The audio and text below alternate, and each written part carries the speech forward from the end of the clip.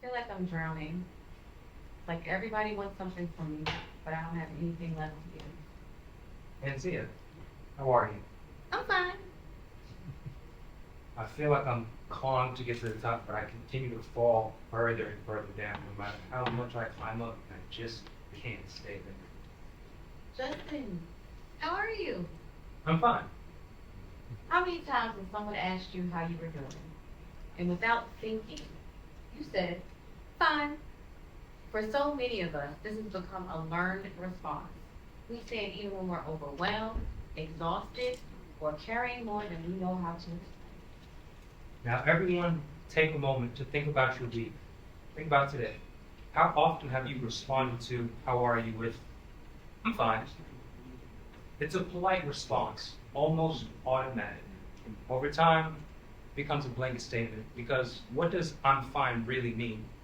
What if fine isn't actually neutral? What if it's something that we learn, something we're taught to say long before we understand why?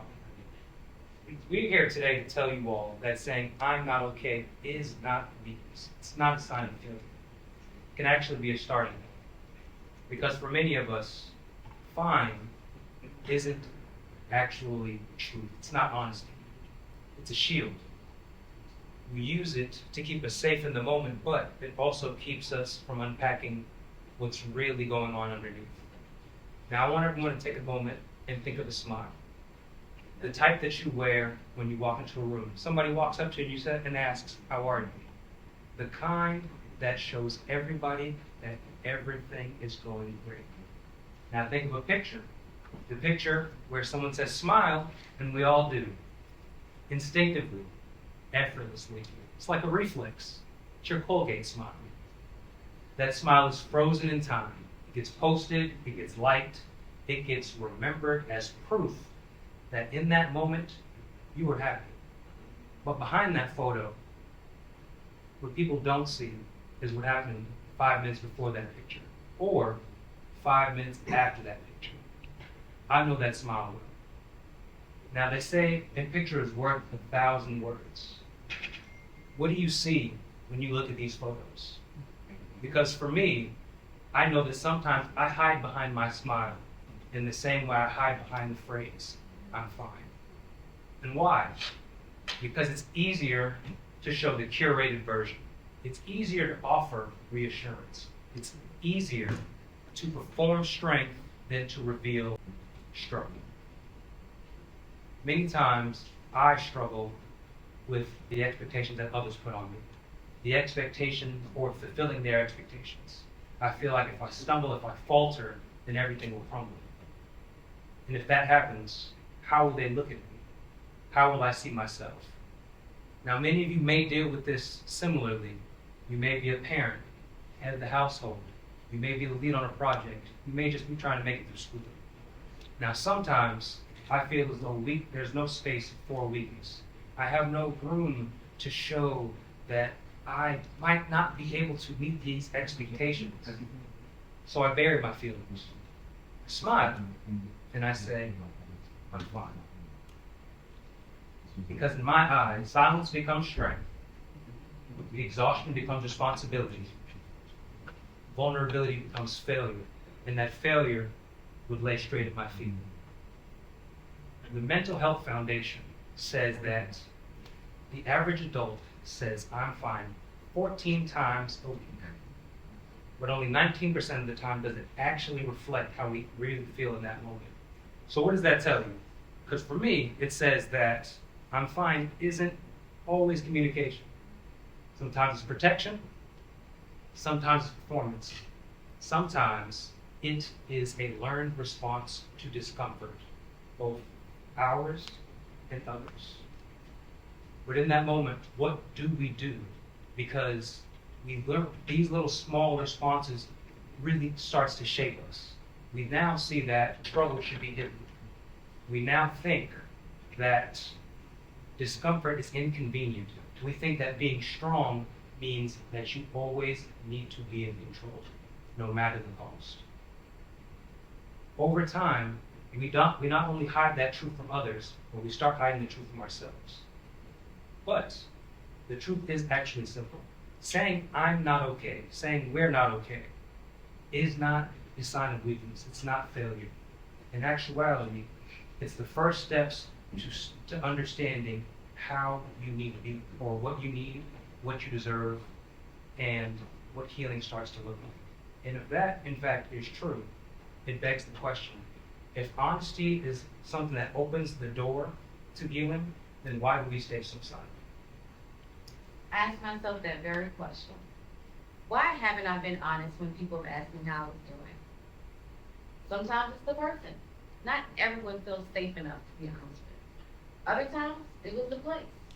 Do I really want to talk about this at the grocery store?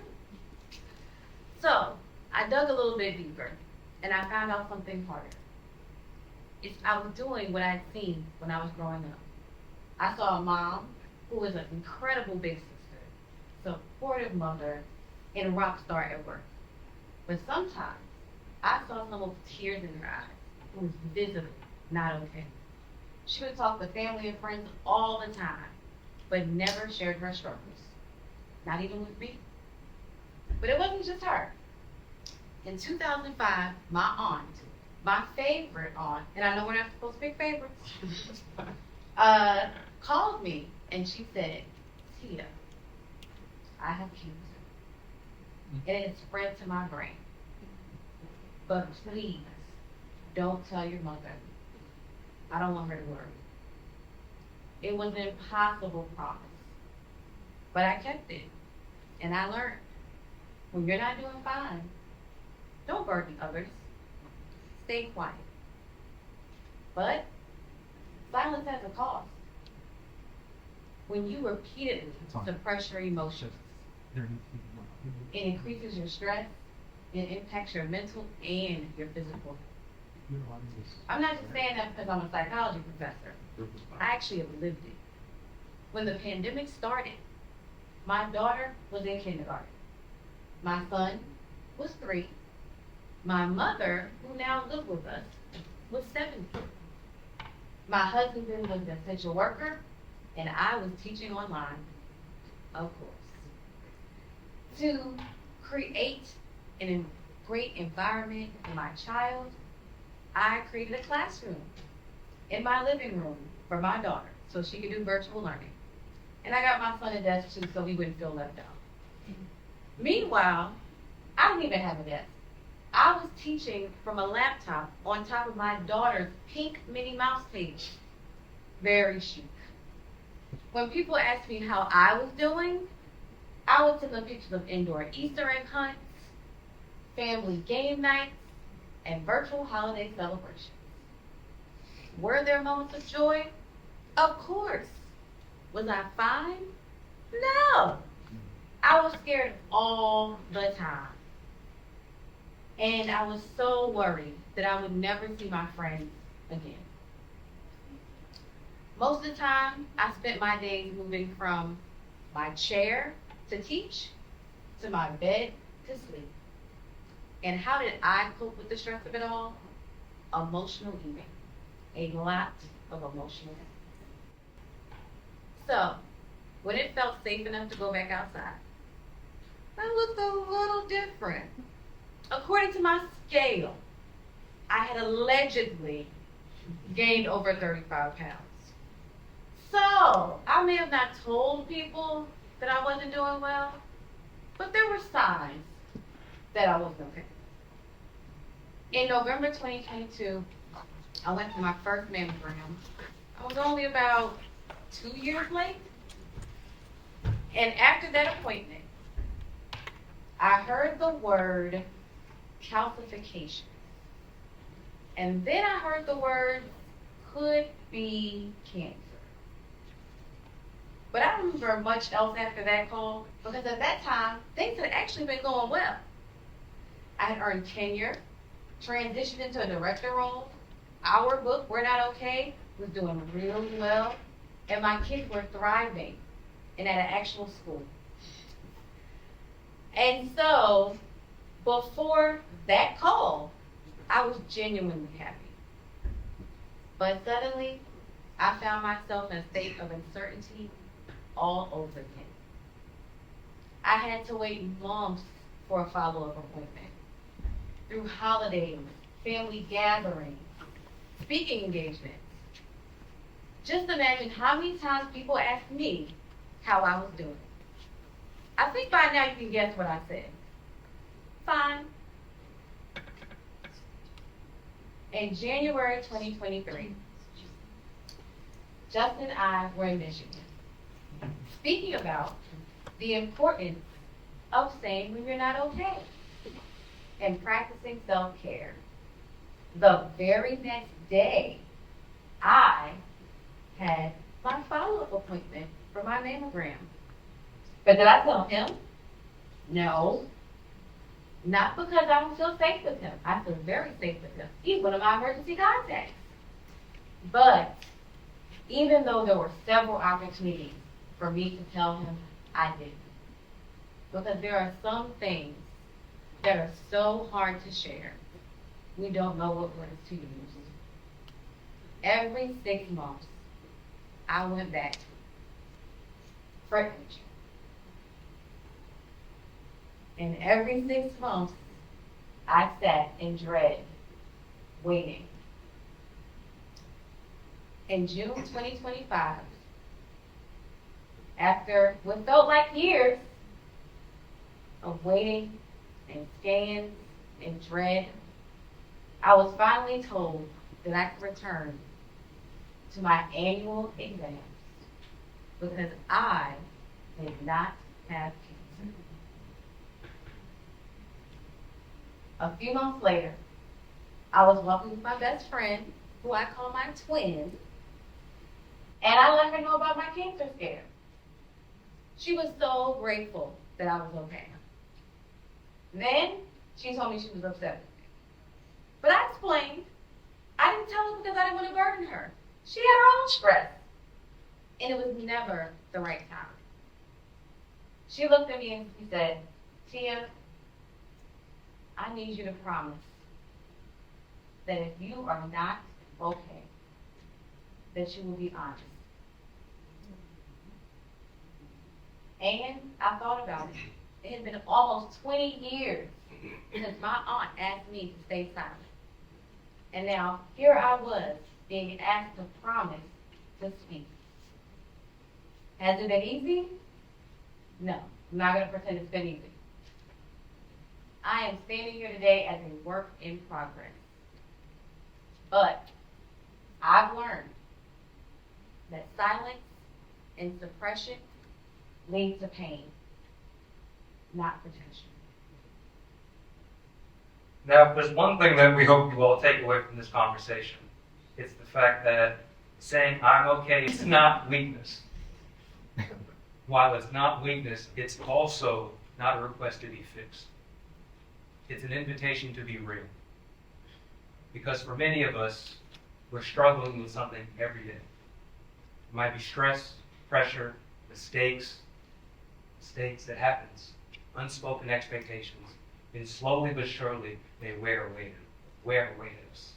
And when we're trying to be the strong friend, we rob ourselves of the opportunity to be supported.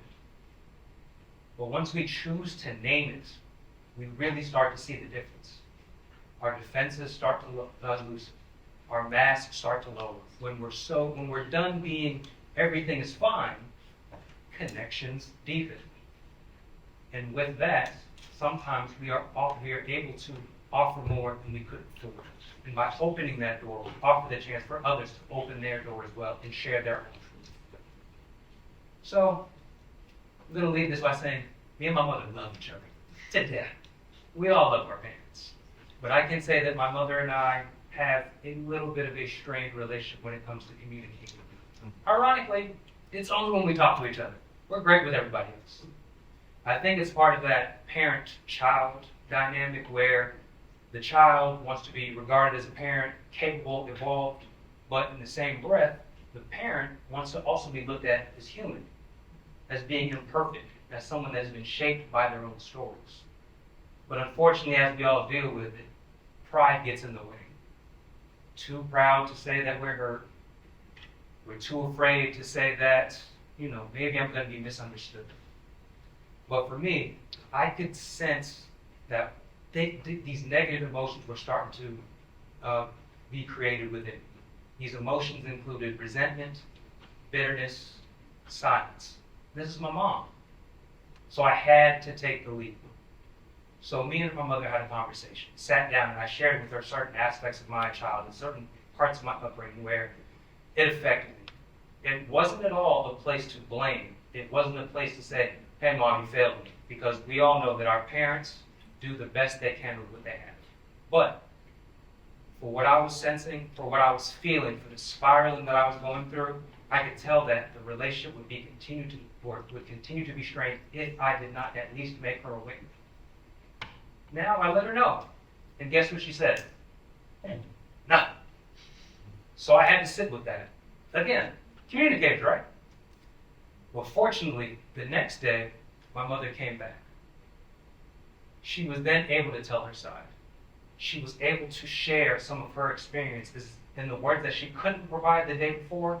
She was able to share it with me. And it was in that moment that we now were able to turn the page and move on to the next chapter. Now, impact is not the same as intention. And now, while we may do our best, there are some instances where we may leave a little bit of a scratch.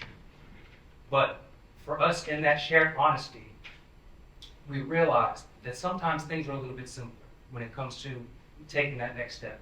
For my mother and I, the simple step was my mother choosing to come back to that conversation. And from that shared honesty, we both learned that when you tell the truth of where you are, then you open the conditions for caring. And then regardless of what society tells you, regardless of what your family may say when it comes to being quiet when it comes to your struggles, it's not something that you're meant to carry alone. You are not a burden. Your truth is welcome here. It's not about performance. It's not about permission. It's about your presence. And with that, you should always feel as though your honesty is not something that is expected.